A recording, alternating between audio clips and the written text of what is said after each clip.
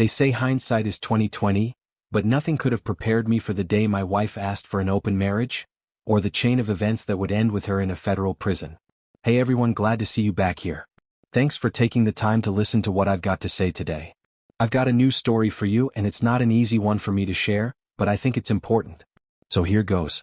They say hindsight is always crystal clear, and I can tell you now, I finally see just how blind I was to the warning signs, the little cracks forming in what I had convinced myself was an unshakable marriage. Jessica and I first crossed paths back in college. From there, we built a life that I honestly thought was the kind of love story people only read about in novels. We had a cozy, well-kept house in the suburbs, jobs we were proud of, me working in IT, her thriving in marketing, and a close circle of friends who often told us how much they admired our relationship. From the outside looking in, we seemed like the perfect pair. But the thing about perfection is, it's often just a thin coat of paint covering up wood that's already starting to rot. I just didn't realize it until the damage was done. It began subtly, so subtle in fact that at first I barely noticed. Jessica started becoming more independent, but not in the healthy, I'm growing as a person way. This was different. This was the kind of independence that chipped away at the sense of partnership we once had. She stopped waiting for me to eat dinner, always claiming she had too much going on.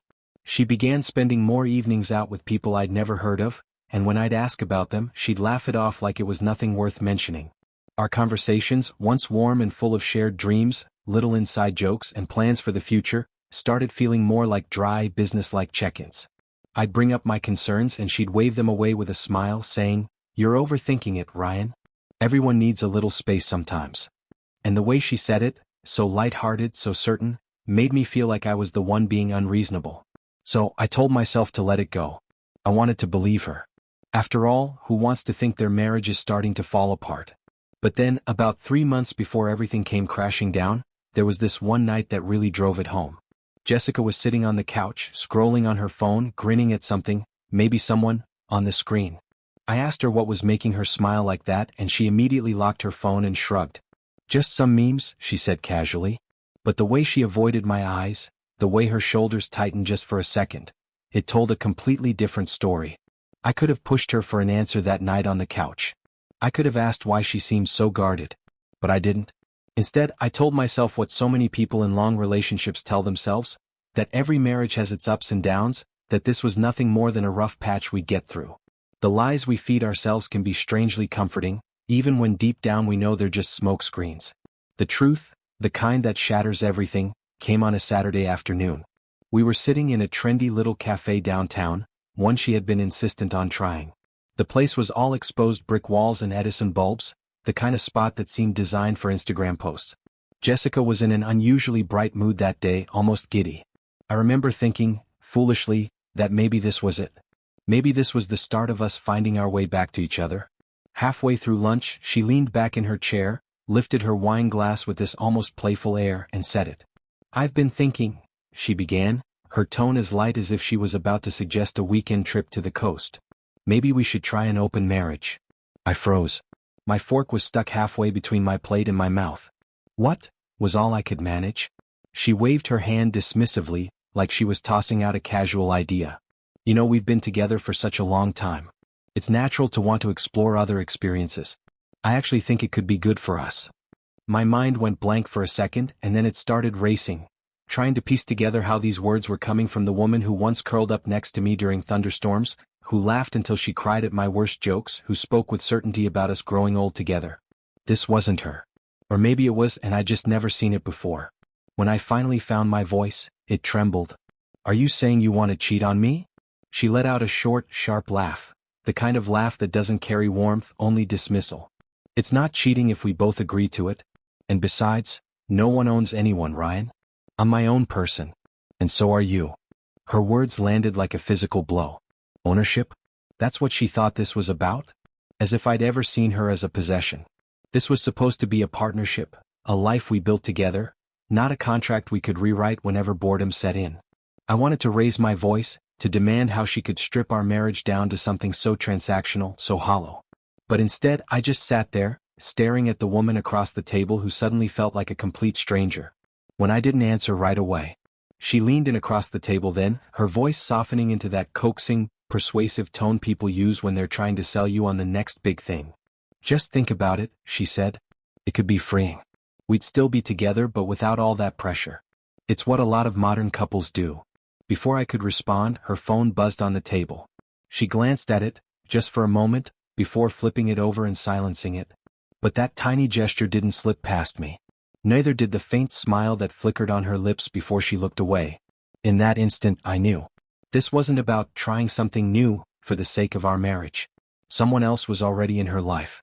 She wasn't asking for an open marriage, she was asking for my blessing to keep doing what she had already started behind my back. That night I barely slept. Jessica lay beside me, scrolling through her phone as if nothing out of the ordinary had happened, while I stared at the ceiling, my thoughts spiraling into places I didn't want to go. The woman I had fallen in love with, the one I had built my world around, was gone. In her place was someone I didn't recognize, someone who saw our marriage not as a bond to be cherished but as a cage she needed to escape. By then the cracks weren't just cracks anymore. The entire foundation of what we'd built was splintering, and deep down, I knew there wasn't enough love, patience, or effort in the world to put it back together. The days that followed her open marriage revelation were some of the longest of my life. She seemed almost casual about it, as though what she'd suggested was no bigger a change than repainting the living room. I, on the other hand, was living in a storm I couldn't escape, cycling through anger, grief, confusion, and disbelief. Every moment in her presence felt heavier. Every smile she offered me seemed rehearsed. Every touch felt empty, like it belonged to a stranger. But what finally pushed me over the edge wasn't her words, it was what I discovered when I stopped trying to convince myself I was overreacting and started paying attention. It began with her phone. For years I'd never once looked through it. I believed trust was the bedrock of a healthy marriage, and I prided myself on respecting her privacy. But trust only works when both people protect it, and Jessica had shattered ours beyond repair. That night, she left her phone plugged in and charging on the kitchen counter while she went to take a shower. I finally made my move. My hands shook as I picked up her phone, entering the passcode I'd seen her type 1,000 times without ever giving it a second thought. Even then, a part of me was still holding on to a thin shred of hope, that maybe all of this was just in my head, that I'd find nothing more than harmless exchanges with friends, proof that my growing suspicion had been nothing but paranoia. But what I found was far worse than anything I had imagined. There was a long string of messages with a man named Evan. They weren't just casual or flirty, they were explicit, filled with details about their physical encounters, inside jokes, and private conversations that had the easy familiarity of people who had been sharing more than just a bed. This wasn't a fling. They were building something, a connection she had no right to create with anyone outside of our marriage. And then I saw the message that broke me in a way I didn't think was possible. Can't wait to see you this weekend. Ryan's getting clingy again, so I need the escape. Skip. That's what I was to her now, not her partner, not her husband, not the man who had loved her through every chapter of our life together. I was a cage she needed to get away from. I set her phone back down and sank into a chair at the kitchen table, burying my head in my hands. The anger came in a rush, hot, sharp, and overwhelming. Every nerve in my body screamed at me to storm into the bathroom, confront her right then and there, to make her feel even a fraction of the betrayal that was ripping through me. But I didn't. I swallowed it down. She didn't deserve to see that raw wound, not yet. The confrontation came the following evening. We'd just finished dinner and were sitting in the living room. Jessica was, as always, glued to her phone, completely unaware of the storm she was about to walk into. "Who's Evan?" I asked, my tone deceptively calm. Her reaction was immediate. Her hands froze and her eyes flicked up to mine, wide with panic. But just as quickly, she forced herself into composure, tilting her head in feigned confusion. "What are you talking about?" "Don't play dumb, Jessica," I said, pulling out my phone. I'd already taken screenshots of every message and emailed them to myself, just in case she tried to erase the evidence. "I know everything. The texts, the meetups, the lies. So just admit it." Her expression hardened, and for a fleeting second I thought maybe, just maybe, she would apologize or at least attempt to salvage something from the wreckage. Instead, her voice turned sharp, defensive. "So what?" she snapped, crossing her arms. "You're not my owner, Ryan. I'm allowed to have my own life." "You mean sleeping with another man while still pretending to be my wife?" I repeated, my voice climbing without my permission. Jessica rolled her eyes, and the casual dismissal in that gesture felt like someone tossing gasoline onto an already raging fire. "This is exactly why I brought up the open marriage thing," she said flatly. "You're so controlling. You think just because we're married I owe you something." "Newsflash, Ryan, I'm not your property. Her words cut deep, sharp and deliberate, each one finding its mark. This wasn't just betrayal anymore. This was mockery. She wasn't apologetic, she wasn't even conflicted. She genuinely believed she was in the right. I gave you everything, I said, my voice cracking despite every ounce of strength I was trying to muster. I trusted you. I built a life with you. And this is how you repay me. Jessica gave a small shrug and leaned back into the couch cushions, her tone laced with cruel nonchalance. Maybe you should have been paying more attention. If you had, you'd have seen this coming. That was it. The last thread holding me to the woman I thought I knew snapped. Whatever love I still carried for her dissolved instantly, replaced by something colder, harder, like steel forged in betrayal. In that moment I understood the truth. The Jessica I had loved didn't exist anymore. In her place was someone who didn't care who she destroyed as long as she got what she wanted. I want a divorce, I said, the words slicing through the air between us.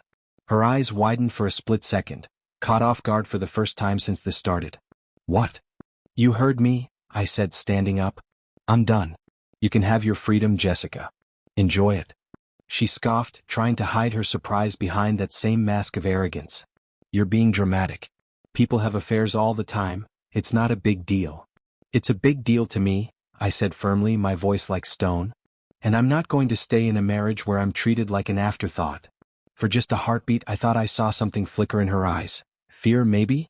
But it was gone in an instant, replaced by the same icy confidence she'd worn all along. Fine, she said with a shrug. You're making a mistake, Ryan. You'll regret this. I didn't reply. I didn't say another word. I just turned and walked out of the room, leaving her alone with the weight of her own choices. Though judging by her attitude, I doubted she'd feel much of it. Filing for divorce wasn't something I ever imagined doing, and it was far from easy. It meant sifting through years of shared finances, splitting property we'd once picked out together, and sorting through memories that were now tainted. But it had to be done. Jessica barely put up a fight. She seemed too absorbed in her shiny new life to care about what she was losing. The day the divorce papers were finalized, I stepped out of the courthouse into the sunlight, feeling a strange blend of emotions: grief for what had died, relief that the bleeding had finally stopped, and an undercurrent of anger that wouldn't let go. At the time, I didn't understand that anger's purpose. All I knew was that she had wounded me in ways I didn't think were possible, and while I was determined to move forward, a part of me knew that one day she'd face the consequences of what she'd done. I just didn't realize how soon that day would come. The first few weeks after the divorce were like moving through a thick fog. I stayed in the same city, not because I was holding on to the past but because this was my home. I had my job, my friends, and a fragile sense of normalcy I was desperate to protect. Jessica could keep whatever fantasy she'd run toward. I wasn't going to uproot my life just because she couldn't keep her vows. At first, everything reminded me of her. The smell of that coffee shop downtown she used to love. The echoing silence of our now empty house. Even the dog park we used to visit every Saturday felt like a place I no longer belonged. But I made myself a promise: I would not let her betrayal crush me. So I buried myself in work, volunteering for extra projects, throwing myself into the parts of my life I'd let slide while trying to patch up a marriage that had been doomed long before I realized it. It was around this time that I started hearing little pieces of news about her, despite doing everything I could to steer clear of her world. The city wasn't big enough for a clean escape, and gossip has a way of finding its target. Mutual acquaintances would mention her in passing. Apparently she'd moved in with some guy, probably Evan, though I never cared enough to verify, and from what I heard, things between them weren't exactly stable. One afternoon, over lunch, a coworker leaned in with a conspiratorial grin. "Saw your ex last week at that new club on 5th, he said, clearly savoring the drama. She looked, well, let's just say she was out of her mind. I played it off with a shrug, pretending not to care, but inside, I'd be lying if I said it didn't give me a grim, almost guilty sense of satisfaction. Jessica had fought so hard for her freedom, and now it seemed she was drowning in it. From what I heard, her supposedly carefree life was anything but. People whispered about her erratic behavior, her constant need to be the center of attention, and the shady crowd she'd started running with. At first, I tried to tune it all out. Her downfall wasn't my business anymore, and I wasn't about to let her chaos drag me back into the wreckage. But the more I tried to ignore it, the more her name seemed to follow me around, slipping into casual conversations, floating in hushed voices at the bar, even showing up in a brief local news segment about a drug-related altercation at one of the clubs she was known to frequent. Still, I kept my distance. until the day I saw her. It was a crisp autumn afternoon, the kind where the air smells faintly of wood smoke and the sidewalks are littered with golden leaves. I just picked up a coffee from my favorite cafe downtown. As I stepped outside, there she was, Jessica, standing on the corner, locked in a heated argument with a man I didn't recognize. Her appearance caught me off guard. She'd always been meticulous about her looks, perfect hair, flawless outfits, but now, her hair hung limp around her face, and her clothes looked like they'd been grabbed off the floor in a hurry. I instinctively ducked back into the cafe, staying close to the window but out of sight. From my vantage point, I watched the argument escalate. The man was tall and broad-shouldered, his hands cutting through the air with aggressive gestures. Jessica's body language shifted, arms crossed at first, then retreating slightly as if she felt cornered. For a split second I felt a pang of concern. But it didn't last. The memory of her cold words, "I'm my own person," echoed in my head, snuffing out any instinct to step in. Eventually, the man turned sharply and walked away, leaving her alone on the sidewalk. She pulled out her phone, her hands trembling as she tapped the screen and lifted it to her ear. I couldn't hear what she said, but the look on her face told me more than any words could. I needed to know. Something about that street corner encounter clung to me like a shadow I couldn't shake.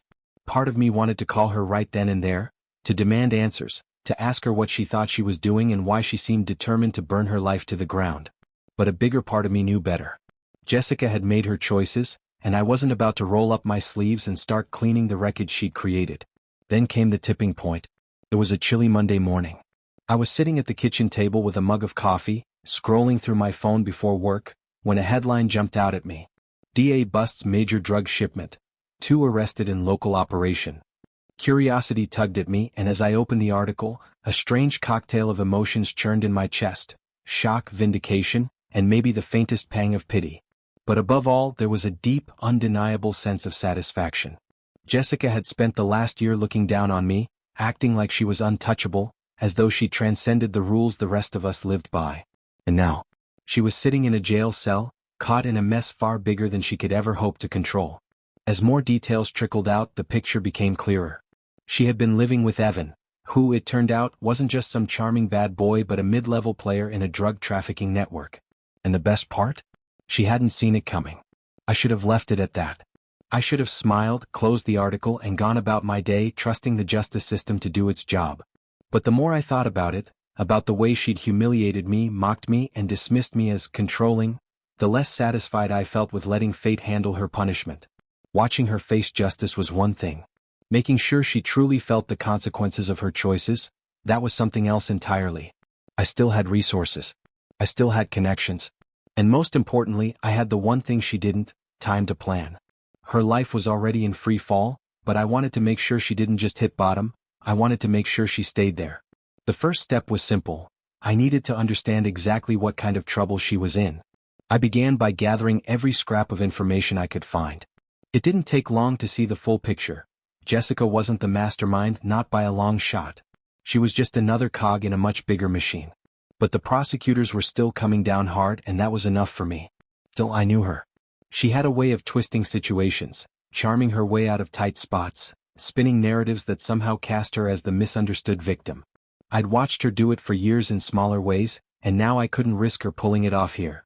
So, I reached out to Alex, an old friend from college who now worked in law enforcement.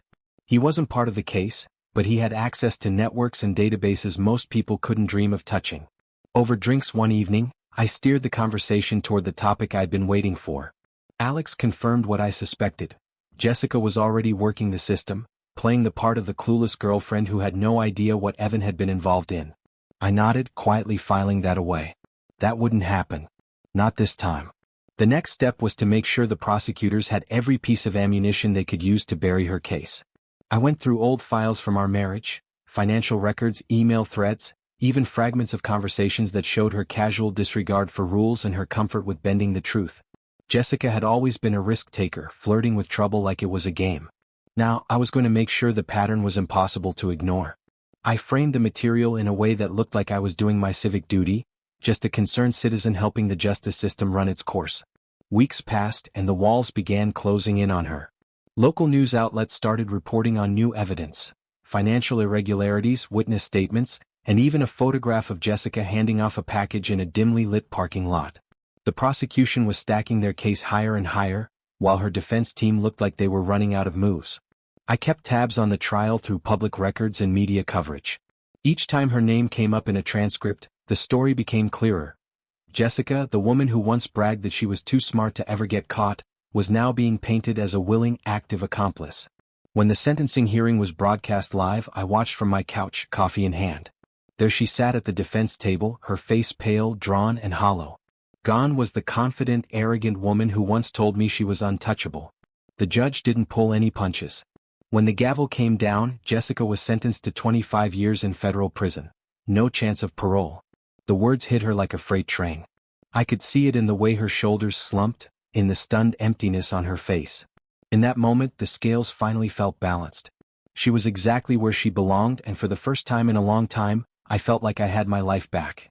It wasn't about revenge anymore. It was about closure. That night, I stood outside under a clear sky, glass in hand, and made myself a promise. I would never again let anyone like Jessica take anything from me. Her sentencing marked the close of one chapter and the start of another. Watching her face the consequences of her arrogance and betrayal was strangely cathartic.